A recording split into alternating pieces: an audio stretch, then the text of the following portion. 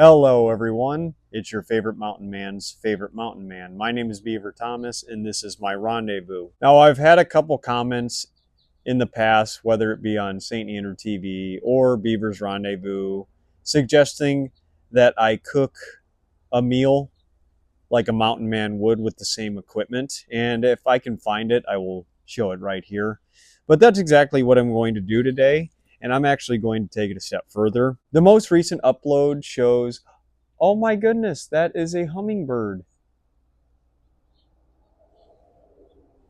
Oh, I get really excited when the hummingbirds come to my feeder. Anyway, my most recent upload outlined how to start a buffalo chip fire.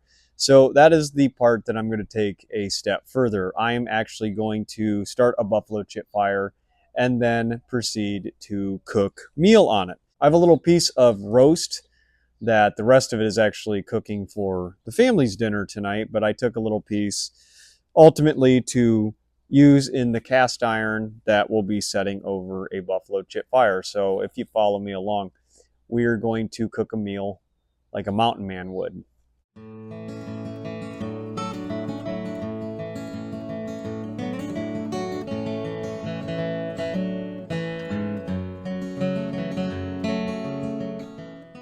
Now, a mountain man has very limited resources to start said fire, and we are going to try to stay as close to what they would have had as humanly possible. We have our piece of char cloth here, and we have our flint and steel kit.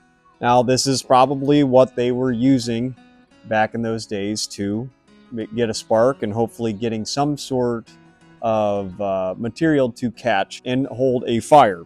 In my case, it is going to be some prairie muffins, which are, as you saw from the previous video, a more than suitable way to have a sustainable fire. And I guess this is further proof of all the different ways you can utilize a buffalo chip fire. You can't really cook much if you don't have a fire.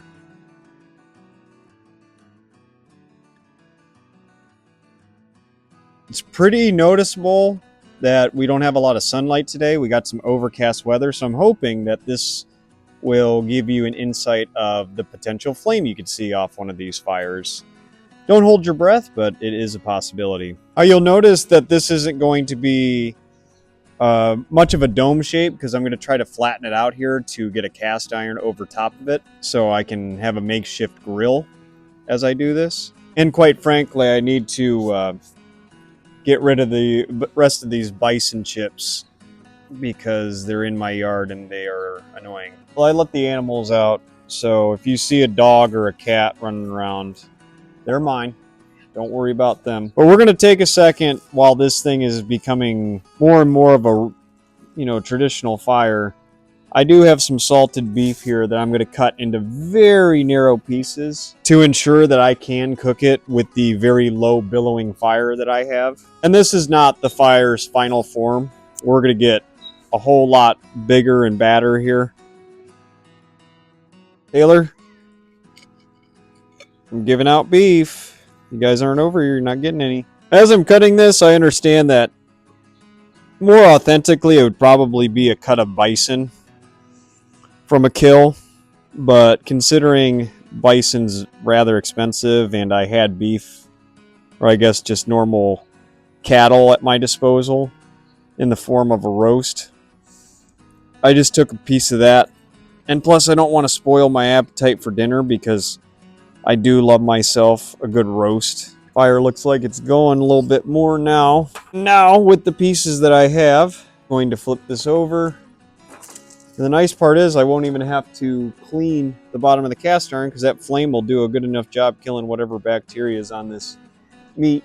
Time to get more buffalo chips into this guy. Make sure that we have a good fire to sustain what we want to do here today. And I'll show you the next step of the process. So now that we have our fire pretty much going, you're not going to see as much smoke because I put new pieces on to make sure it sustains a little bit longer. But now we're going to add a little bit of tallow because we're going to try to fry this up. That ought to do the trick. We'll know this is ready to start cooking when that tallow starts to melt, and then we'll put our meat back in there. It might take a second because this is not a traditional fire. Suppose this gives new meaning to being a shitty cook. What do you think? I'll take a moment here while my tallow is melting and getting up to a suitable temperature where I can start throwing some meat in. It wasn't pretty. It was survival on a daily basis for the fur trappers and the mountain men of that time. You were really just trying to get by with what you had. And means I traded for a skillet, and I, got a fresh bison kill. I have char cloth, and I found some bison dung on the prairie. With a little flint and steel and some ingenuity, you have a fire that is more than suitable to eat the meat that you got off your fresh bison kill. So the bison came full circle. The dung started the fire, and you eat the bison itself. Starting to get some bubbles in the tallow, so it's starting to get to that temperature where it's going to fry my meat. And I even have a lemon over there for some taste. I know they probably didn't have lemon.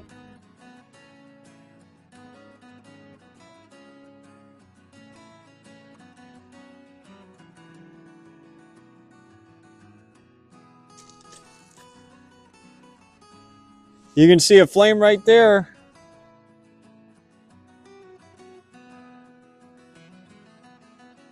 All right, let's add some meat and cook it up.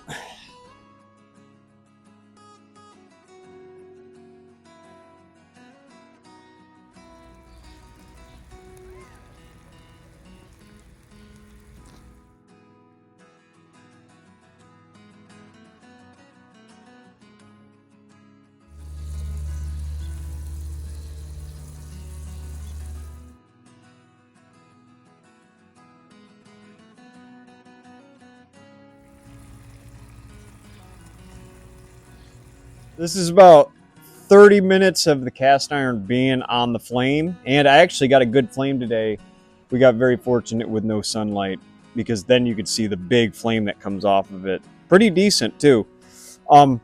We've had the cast iron on for about, let's say, about 30 minutes, and we've had the meat on for about 20. And I've been moving around a little bit periodically and making sure that it was cooked all the way through, because as a mountain man, if you don't cook your meat properly and you get sick, well, there's not a hospital right nearby you, so you're probably going to die. You can see, as I get to my final points here before I eat here, you can see that even something as simple as a dinner is no easy feat for people who are bearing the elements like that. And for instance, those who would have been up on the upper Missouri in the northern plains region, this, for a negligible amount of calories, was very time consuming, was very tedious, and it took 2 fully adult sized bison chips to get, I would venture to guess, 2-3 ounces of meat cooked all the way through. So you'd have to imagine that survival was the goal when you woke up that morning. Now, with that all being said, it's probably time to do a little taste test to see how our beef turned out on our cooking surface. Woo! Still a little hot, but I will say that is delicious. I salted it because I was putting the other part in the crock pot to serve up tonight. I took only a little chunk. Wow, that's really good. I did put a little lemon in there to give it a little taste, but the salted beef over a buffalo chip fire, I'm a big fan of that. That is fantastic. And then fried and fat. Anything's good fried and fat.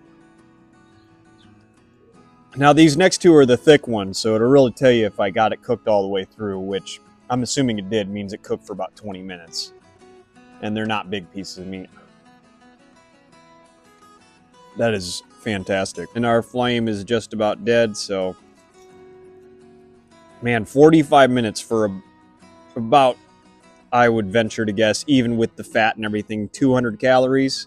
See if I can get a char on this one. I found the hot spot in the cast iron. See if we have a gourmet piece of beef here. Anyway, I suppose this is the part where I say goodbye here.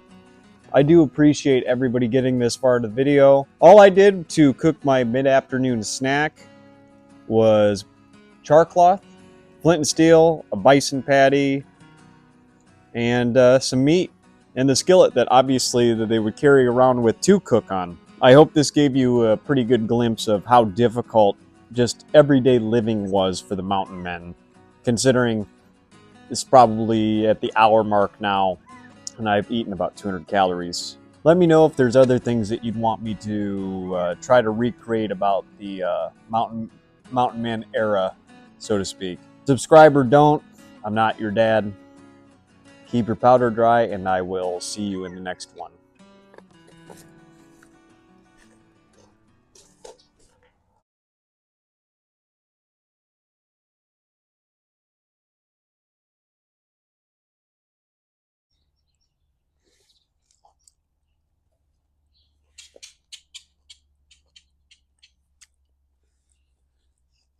God, that is really, really good.